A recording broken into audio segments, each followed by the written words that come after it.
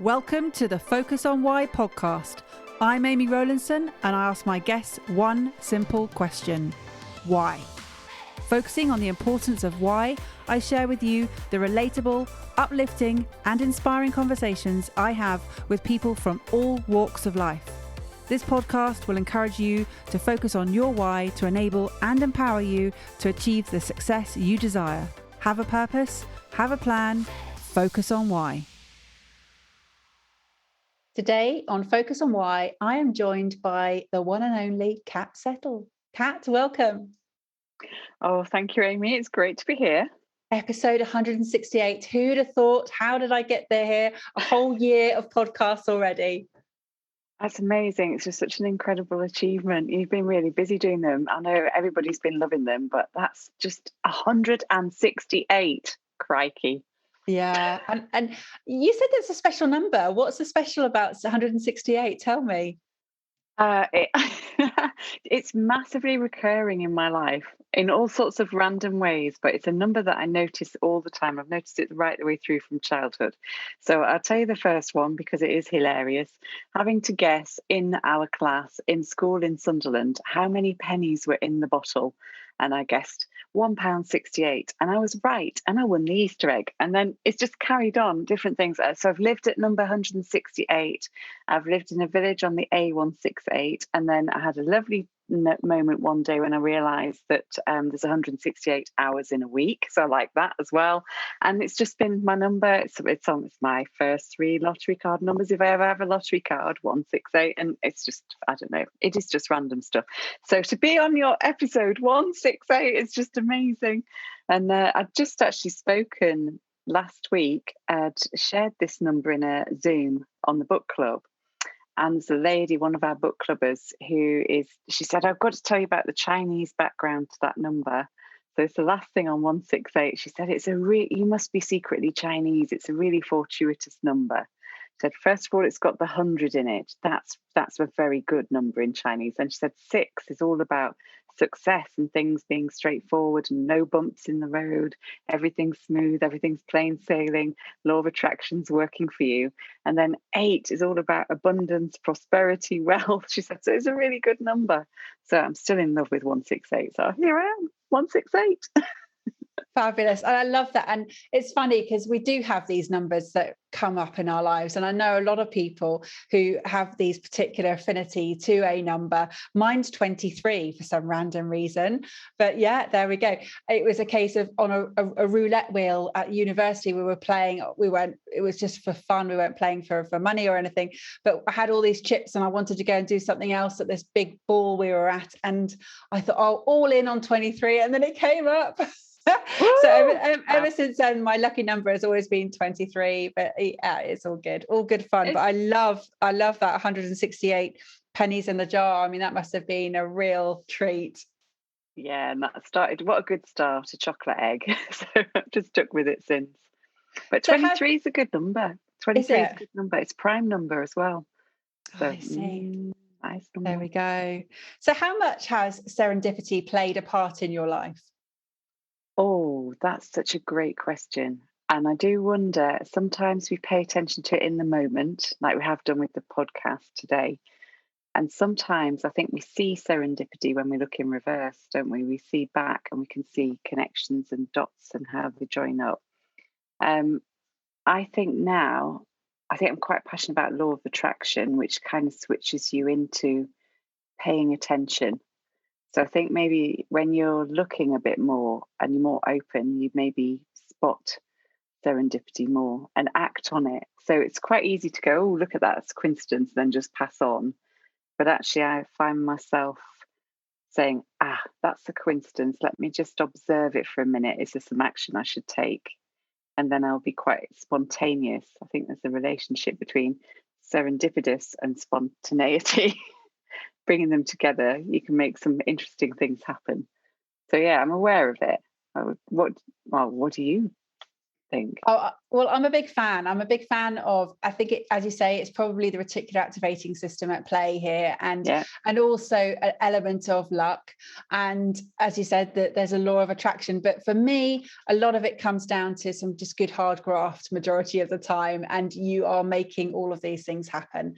And so where a lot of people sort of say, oh, especially with law of attraction, and if you're sort of praying for that big check to arrive in the post, I do have a bit of a news flash. It's unlikely to happen in the way that the sort of secret bands it around. However, I do find that there are serendipitous moments that what goes around comes around, and if you are paying it forward, quite often things are going to happen in that way. So what is it you're doing right now, Kat? Well, what are you up to?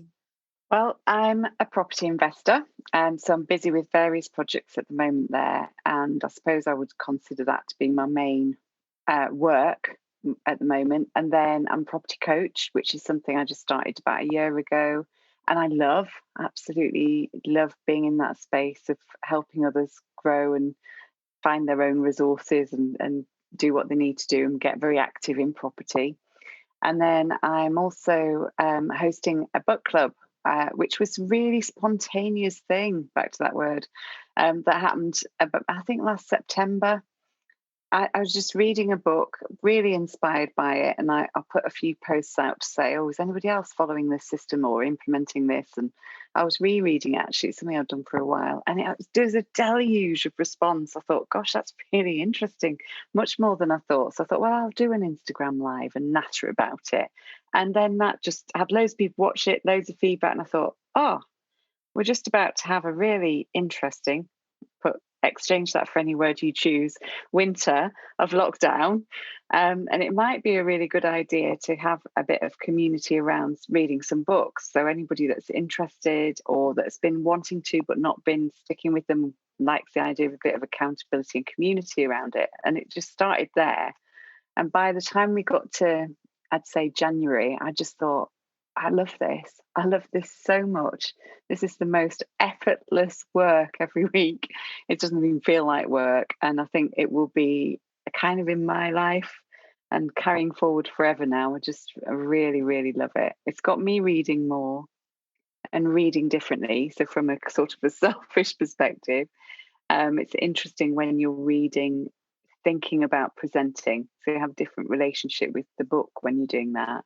And it's created a community of like-minded people that have got great outcomes from connecting, and that go beyond just the reading. So connections that have become friendships or accountability buddies, or some business connections and networking as well. So it's all just been really good.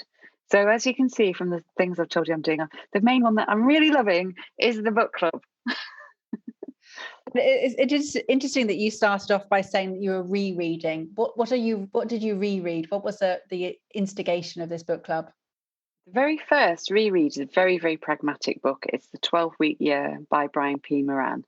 And it's a very system-based, productivity-focused book on how to be clear about what you want to achieve, be very clear about not just what it is, but how you're going to do it. So, which he refers to as tactics, and drawing those up, and then your own kind of self-management as to how you make sure and he uses this word a lot in the book, how you execute on your actions. I have a real problem with that word. I had to keep changing execute in my head to implement, but anyway, execute.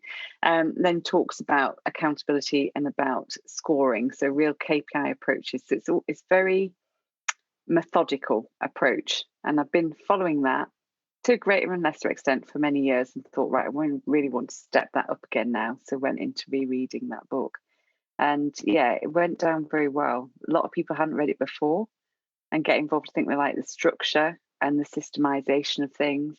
The whole thing is built on the premise that if we break down our goals into the time frame of 12 weeks, we can get so much more done than if we plan goals for a year and just relax around them. So if you carry it through, your week starts to feel like a month. So the system creates a sense of clarity and urgency, which is really effective. So you get to have 4 years in a year. because you work through the 4 quarters. Brilliant. 12 weeks on, a week of reflection, and then you're off again 12 weeks on. So yeah, lots of momentum built around that. And I've had lots of great feedback from people still following that now and seeing a big impact on their productivity. Well, I'm a big fan of reflection, and I get that whole week where you then analyze what you've done in that 12 weeks preceding. And it's funny you say execute, because when I read that book, or when I read that book, all I could think of was being an executioner, and I was like, well, that doesn't work either. I can't be an executioner. That's not the right use of the word at all. But to execute what he shares in the book, it does make loads of sense of getting the clarity and the sense of urgency, and forcing yourself to really group down or sort of pull into a tightened time frame, which obviously pushes away procrastination, because you are not deliberating or sort of putting off what you can do now. You're sort of, well, if it's a focus, then get it done. So no, it's a great book and a great concept. And even if you just take away that concept of pulling things into a tighter time frame, and especially when you are working on any project, it's Parkinson's law effectively, isn't it? Yeah. You want, and also a little bit of Pareto as well, because you want to be really focused on the things that make the biggest difference.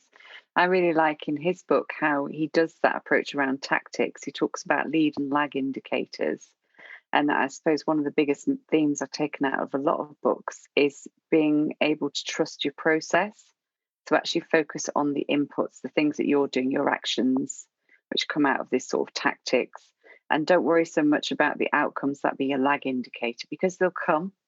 It's just that whole process of making sure you're consistent and you've chosen your sort of 5 main things that really do take you towards the outcome. So there's discipline, clarity, discipline. At the end of the day, and I always find this, because this is the biggest challenge I have, it does boil down to your discipline in the moment, so your greatness in the moment. Because even with all that in place, actually, you still can choose to do it, and you can just as easily choose not to do it. So accountability is good in it. Having a weekly accountability meeting, I should say, with a buddy. I would say out of that book, that's one of the most powerful practices, is actually just to have somebody you're connecting with. That means that you're checking in and saying, how did you do?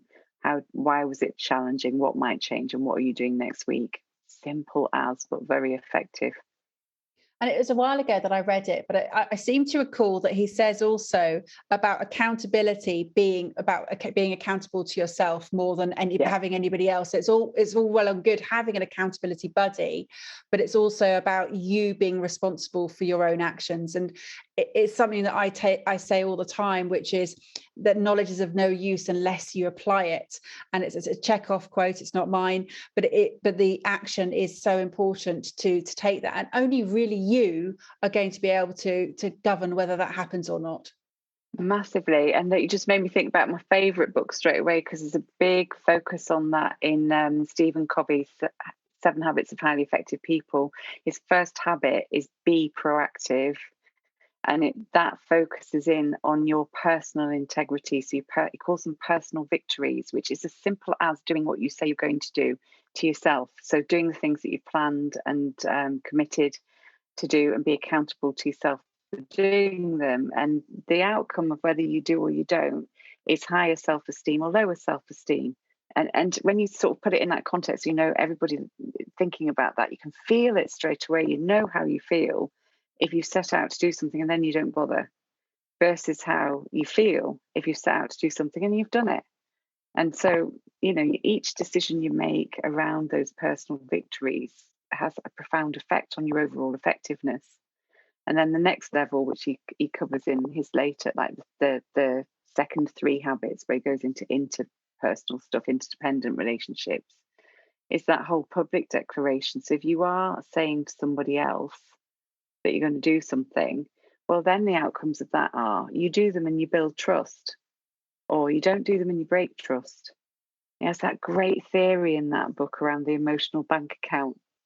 You'd have read, that's such a sticky concept. Once you learn in that book about this idea of an emotional bank account, you can't unlearn it. You'll never forget it, because it just is profound and makes so much sense. Are you making deposits into your emotional bank account with your colleagues, with your family, with your friends, or are you making withdrawals? And it is just coming down to this simple thing: do you say what you're going to do, or don't you? So yeah, oh God, these books are so good. I love it. My favorite principle that he shares, the habit from Stephen Covey's book, is first seek to understand and then be understood. And that one for me has been probably the best parenting tip that I've also been able to apply, not just in business, but just in life as a whole. And it has stopped so many arguments in their tracks. It's built hugely successful relationships and between myself and well, both my husband and I and the children, and it is around the trust, because they've always felt that they've been understood. And it was one of the reasons why I also taught them sign language as young babies, so that they could communicate and we could understand. Oh gosh, that's incredible. Because that's so wise. There's so much self-awareness and insight in what you've done there, just to connect so that you've got that channel of communication. But there's because once you're communicating, you've got the opportunity to help each other be more self-aware as well. It isn't just about awareness of the other person. There's this whole exchange going on, isn't there? And you bring your self-awareness to that by opening the opportunity to communicate better. Yeah, the word help was the first word that one of the first words we taught them. Oh, Yeah, because then they could help one another. Yeah, that they wanted help, yeah, and it was okay to ask for help. perfect. So, oh gosh, that's so profound. I don't know, you're very wise. I think I only really started to understand the difficulties around communication and seeking first to understand before being understood in parent-child relationships once I was experiencing frustrations and difficulties with my daughter. So probably around her being age 3, 4. And what I learned, kind of having gone through frustrations and difficulties, is that when I got emotional as a parent, when I was getting cross, it was because I didn't understand. It is as simple as that. So what you're doing is seeing a set of behaviour that's really difficult to deal with, so you're reacting to it without taking the time to say, well, what's actually generating the behaviour? Because if you understand, the minute you understand a child's reason why, it deals with the whole reaction thing. It's like, oh, I understand now. And it gets rid of that sort of reactive response and emotion. So, gosh, you've been wise to spot I've that been so early. focusing on why for a long time. Well, it must have been paying incredible dividends. How were the teenage years with your kids? Absolutely fine. Yeah, Yeah. touch wood, we're all good. But it has been a case of we didn't have the sort of tantrums when they were little, and that there has always been an open communication.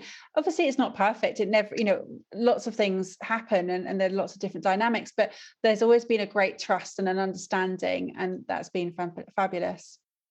I think it'd be really good if we could have more books that are around that communication and understanding the parent child, and also between children. From quite a young age. I was very fortunate to have been brought up in a household where self-awareness, self-discovery, self-development was known, talked about. People gathered in the house to explore it from all different places, and book writers and so on. But I think in general, you're not exposed to that as a topic or a concept. It's not going on in nurseries, particularly, or certainly in information for parents around nurseries or in preschool or infant school, or it's just not there. So we're kind of still left to our own devices as parents, aren't we, to figure it all out. But we maybe need to get writing some books, Amy, in that genre. Oh, it's really interesting because you just reminded me. It was the first thing my daughter realised, that she could then communicate with her younger brother, and it just kept on going, because I forgot that they would be able to use it as well. I always assumed it would be from parents to children, but then it was brilliant because Holly would then come and say, "Oh, Edward needs this and Edward needs that," because she'd worked it out as well, and it was great. So the help one, obviously there was food, there was sleep, and that was a great one to say that they were tired, they could actually communicate, I need to go to sleep and things like that. So oh yeah, brilliant. We would Oh, definitely. that's powerful. So let's take it back to what were you doing before property investing and property coaching and the fabulous book club? Because I know we could talk about books all day, Kat. Oh yeah, my goodness. easily. Well, various different jobs, so moved around a lot and didn't really have a plan. So I just kind of came out of university and started a job because I needed to write a thesis for my master's degree, and that kind of placement ended up being a job.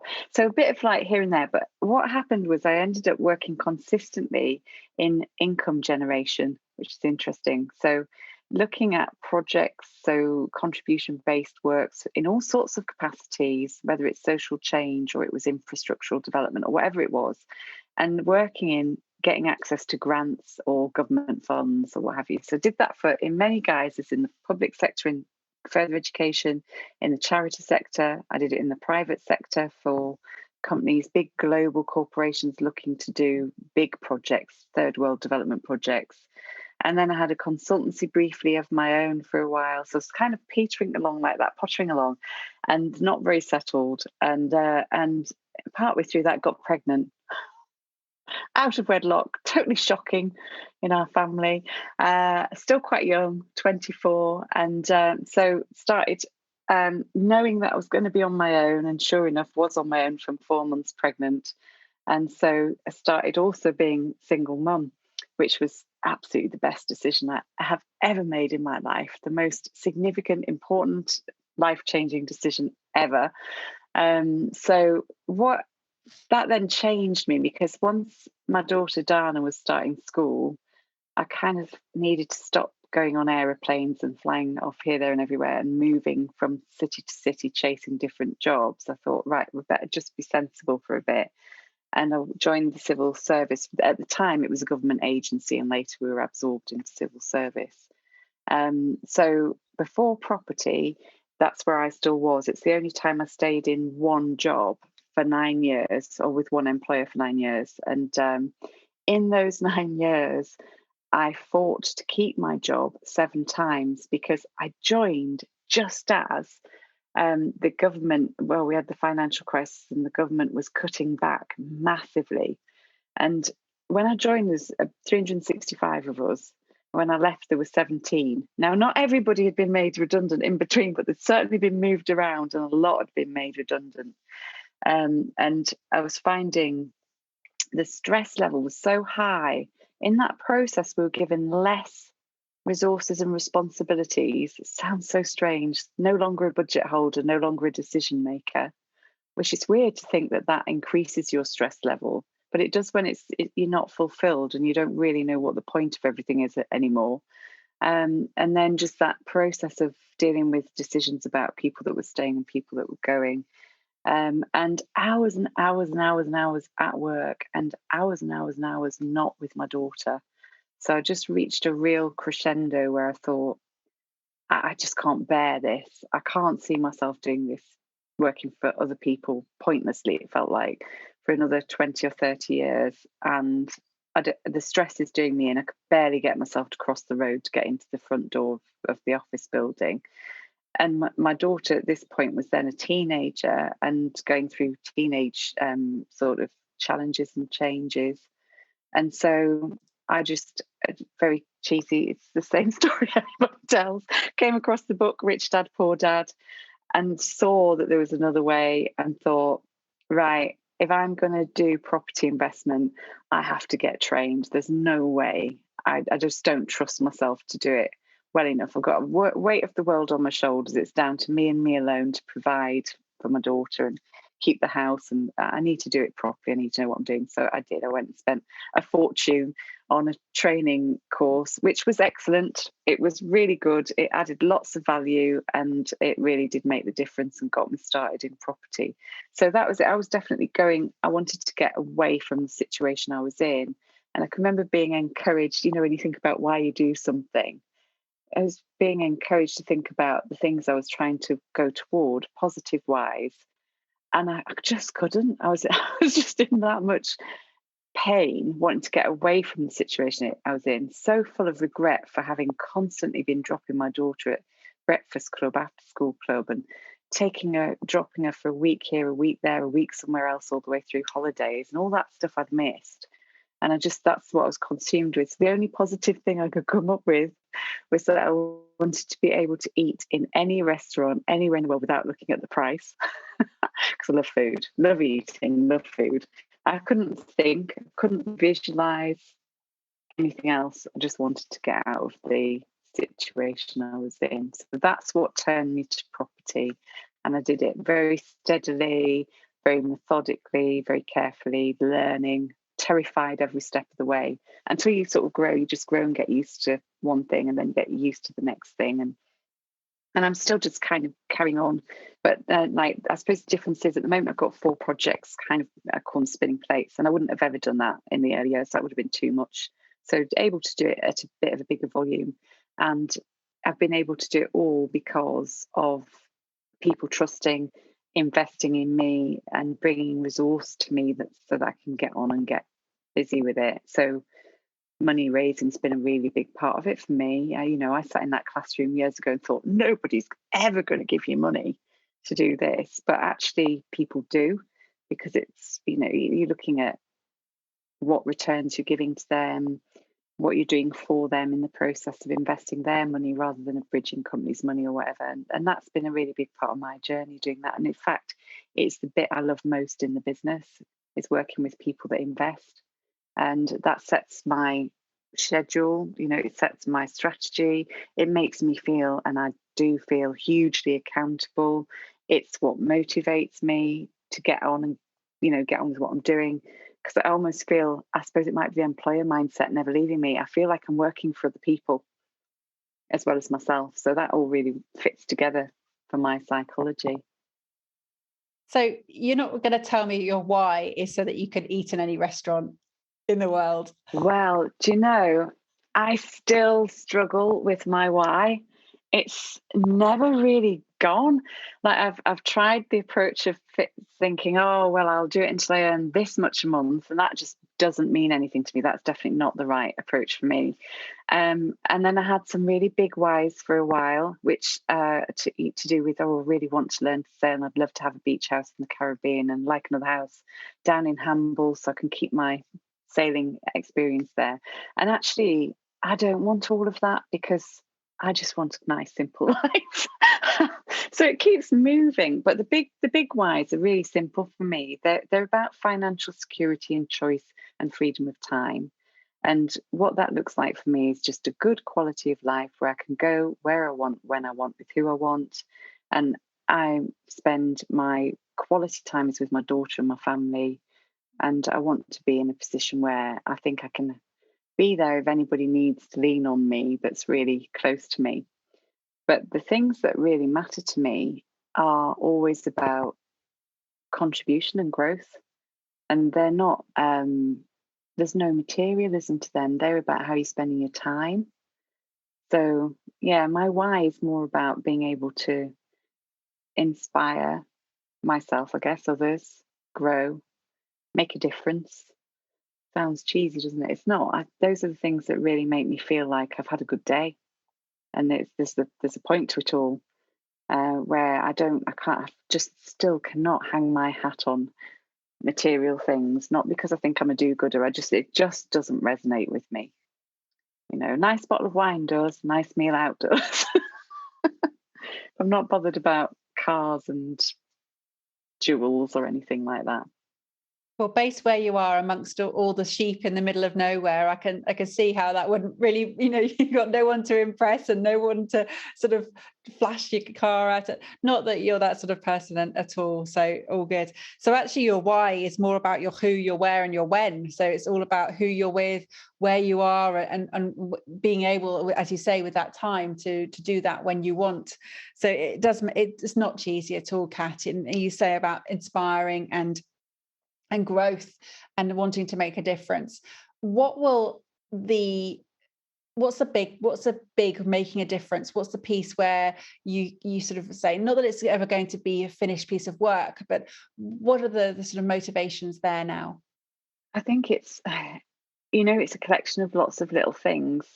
So When you're asked to look forward, go back in a book. So you get books that will say, just imagine you're at your own funeral, but you're able to listen in to see who's there and what people are saying about your life. And I'm a massive believer that you actually make a difference to people in terms of how they feel in smallest of moments. So actually just being present enough goes back to you when you're seek first to understand before being understood. There will be hundreds of times where the fact that you've done that has completely transformed that moment for the other person.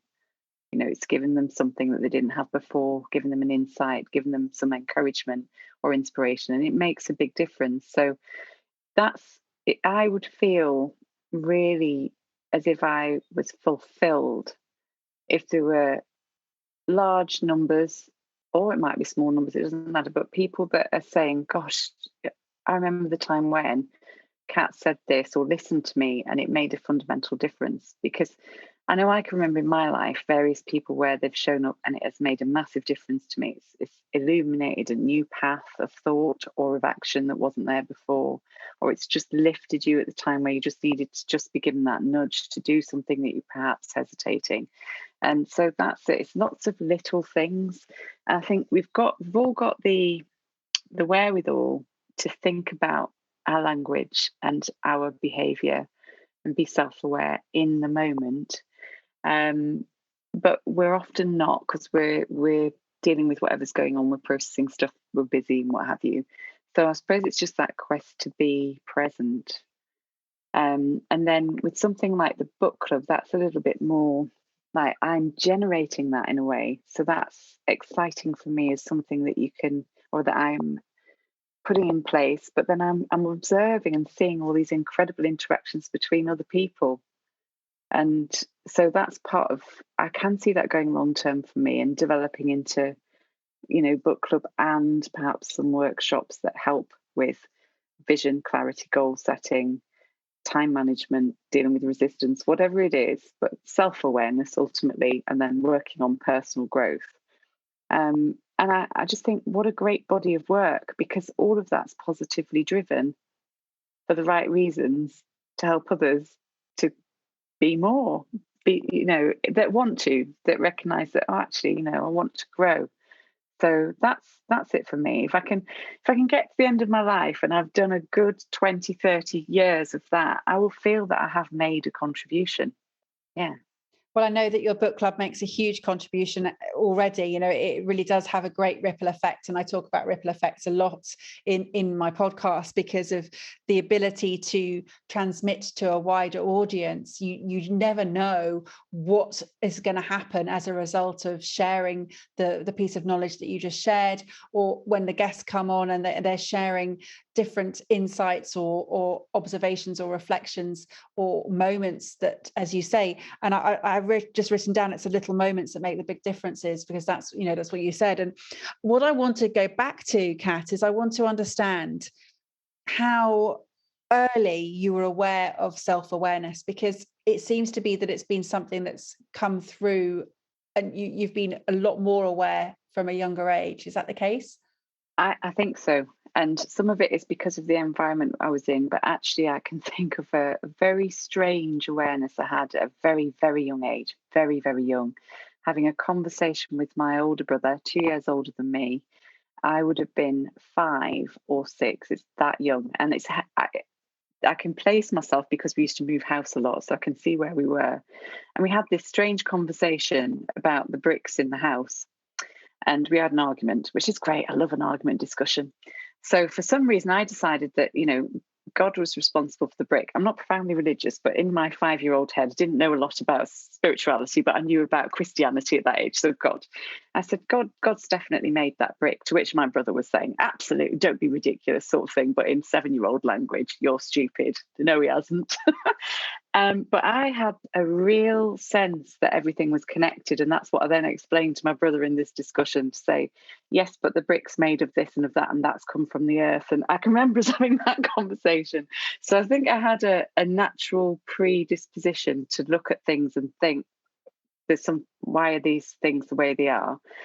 But then growing up as we were in Sunderland then, we moved to Birmingham, and we were there when we started to be teenagers. And my dad worked in education, but in the background of it, in the authority, and he was really interested in student-centered learning. And as part of that, he was affiliating himself with people that were interested in psychology, self-awareness, self-development. And he used to host evenings in our home, and all these amazing people would come in, some of it from different parts of our country and from different parts of the world, with lots of different experience. And my parents allowed us to be present if we wished to be, and I did. So I was always present and listening and picking things up. And I just was fascinated by the whole thing. There's a lady called Donna Brandis from America who had a book that she'd written called The Gamester's Handbook. And she also wrote it she titled a limited edition number of them as The Hamster's Game Book, which is quite funny. But she had developed a number of interactive games that got you to think about your own awareness and your presuppositions, I suppose, and where you perhaps got a map of the world. And that got me. And my parents had this is a really important book for me. They had lots of books, but the one that I picked up was the one that looked intriguing, and it was Jonathan Livingston Seagull by Richard Bach. And I think reading that, I can't remember exactly what age I was. It would have been somewhere between 12 and 14. One of those ages, still really young. And I don't know if people have read it. If you haven't, you must get it. It's a very unique book. You'll find it all over Wikipedia. It's well written about. And it is about a seagull, but it's a metaphor for life and being self-aware, noticing differences, sensing that you want to strive and questioning why that is, looking for betterment, and then looking more spiritually as well, and how you evolve and where that takes you, and then teaching. It's got all those bits in through the story of the life of a seagull. And I think that made me feel that it didn't matter if I was different to other kids at school. I was going to very big inner city comprehensive at the time, so everybody was different to lots, it's teenagers, tricky, and that anything could be possible. It would require hard work, and that you were allowed to dream.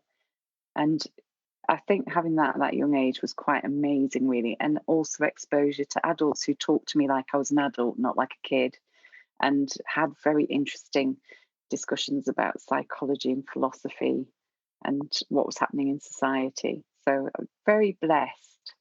And my dad's always interested me in that sense, still does. We still have really interesting conversations on the phone about exactly this sort of thing.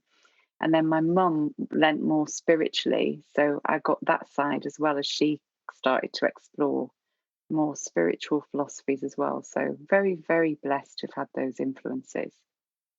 It's funny, isn't it? Again, we've sort of circled right back to that serendipitous moment of picking a book off the shelf that has had such an impact of enlightenment and betterment and awareness for you. And now, you're taking books into other people's lives because you know how much of an effect it can have. And I love that we're sort of wrapping up now, talking about this piece that you picked up, this fabulous metaphor for life, and yet it has become a way of living. It is a way of living. You can't unlearn these things when they do open your mind.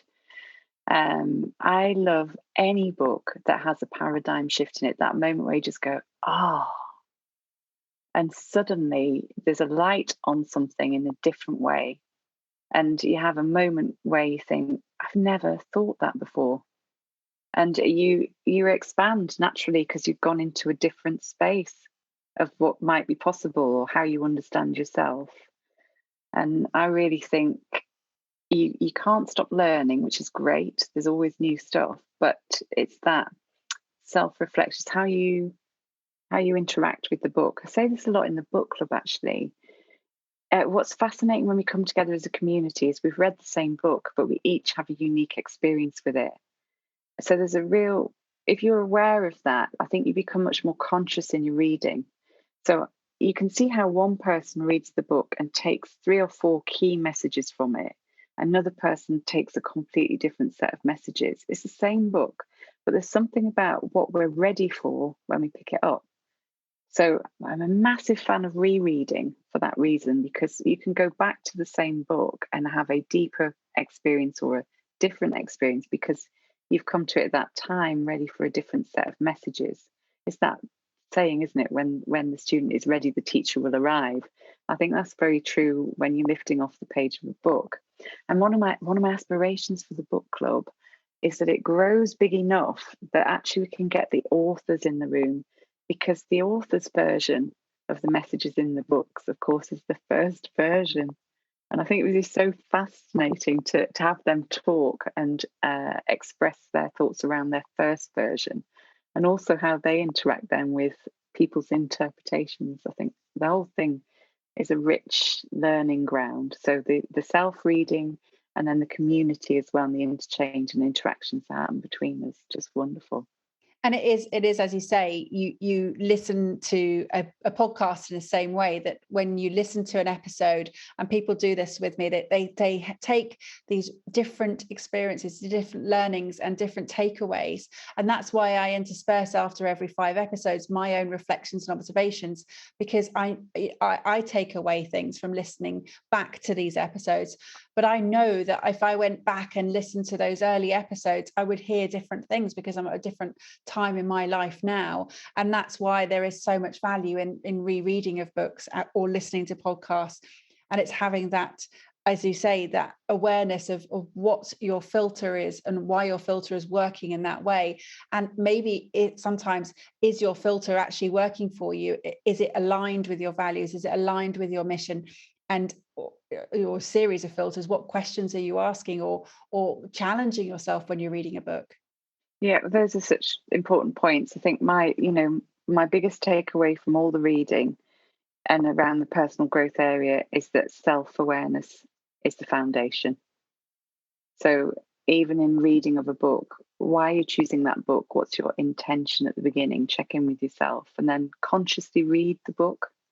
So you're not necessarily just taking the prescription from the book.